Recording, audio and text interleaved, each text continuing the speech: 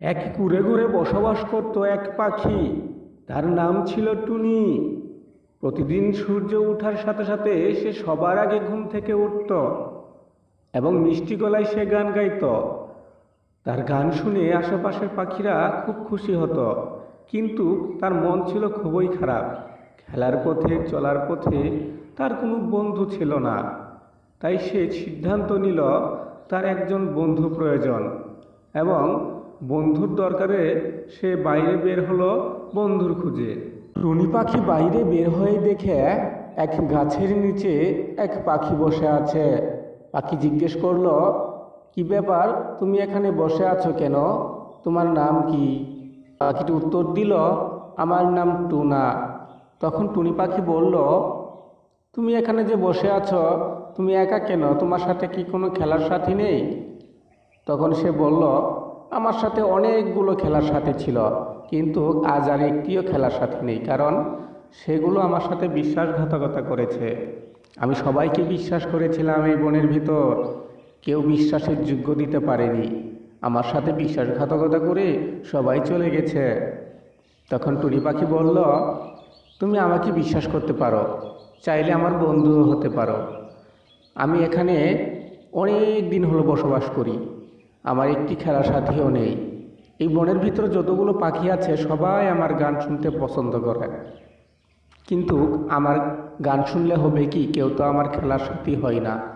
যদি চাও তাহলে আমার খেলার সাথী হতে পারো, আমি তোমাকে বন্ধু বানাবো। তখন টুনা পাখি বলল, এই বনের ভিতরে অনেক পাখিকে আমি বিশ্বাস করেছিলাম, সবাই আমার সাথে বিশ্বাসঘাতকতা করেছে। আমি আর তোমার সাথে বন্ধুত্ব করতে চাই না, তুমি বরং অন্য পাখিকে দেখে নাও।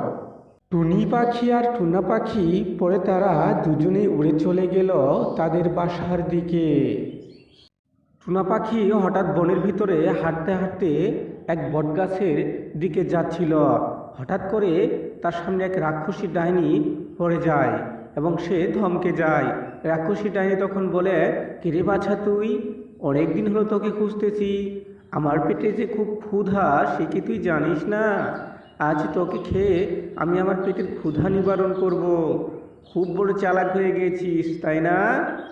এতদিন হলো তোকে খুঁজতেছি, আজ তোকে সামনে পেয়েছি, আজ তোকে হাতছাড়া আর করবো না।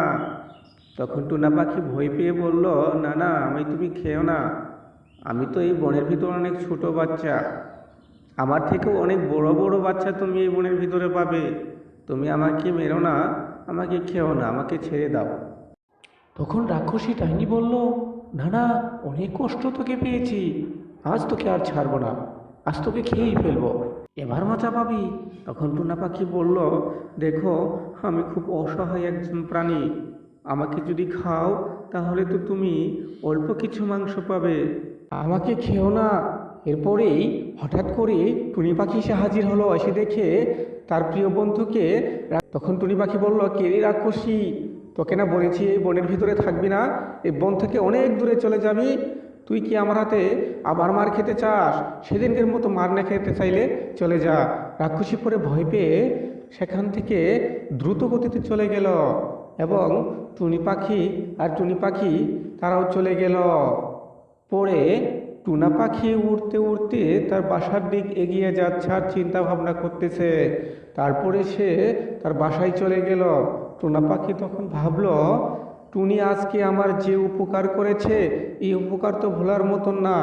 আজ টুনি পাখি যদি না যেত, তাহলে তো ওই রাক্ষসী ডাইনি আমাকে খেয়েই ফেলতো, আজ আর এই ঘরে ফিরে আসা হতো না। টুনি তো আমার বন্ধু হতে চায়, টুনিকে যদি আমার বন্ধু বানাই তাহলে তো লস হয় না, কারণ এই বনের ভিতরে অনেক পাখিকে আমি বন্ধু বানিয়েছিলাম যারা আমার সাথে বিশ্বাসঘাতকতা করেছে।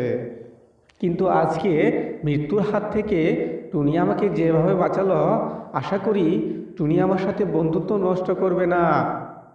তাই আমি সিদ্ধান্ত নিয়েছি টুনির সাথে আমি বন্ধুত্ব করব।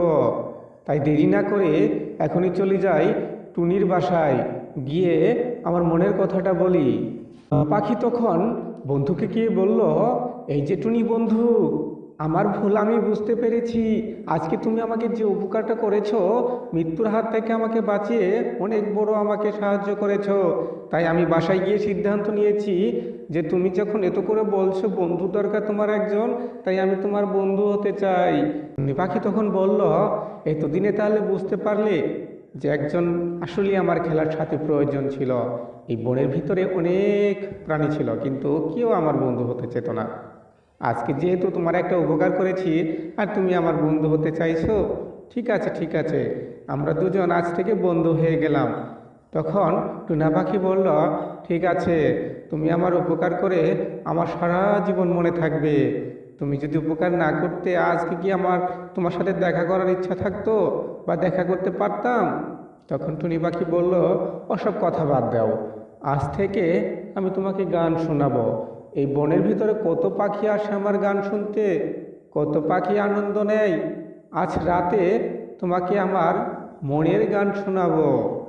তুমি যদি ইচ্ছা থাকো, আমি তোমাকে এখান থেকে অনেক দূরে নিয়ে যাব, যাবে আমার সাথে? তখন টুনা পাখি বলল, আরে বন্ধু, আজকে সারা রাত গল্প করব, আজকে কি আর ঘুম হবে? আসো বন্ধু, আমরা কোলাকুলি করি। তখন তারা দুজনে কোলাকুলি করলো এবং সেই রাতে মনের সুখে তারা গল্প করে